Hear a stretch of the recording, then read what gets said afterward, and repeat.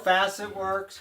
I've got a sloped driveway, so it's just easier for me to pull it back up, and you know, instead of having the paddles and me pushing it back up the hill.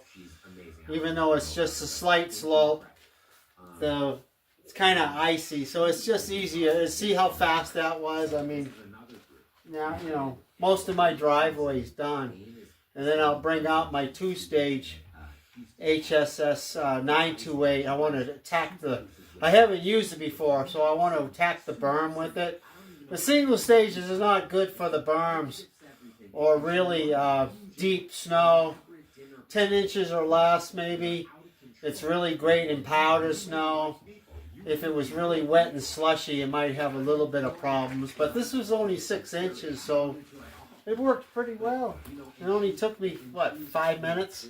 Well, thanks for watching. Stay tuned for the 928 attacking the berm. Thank you.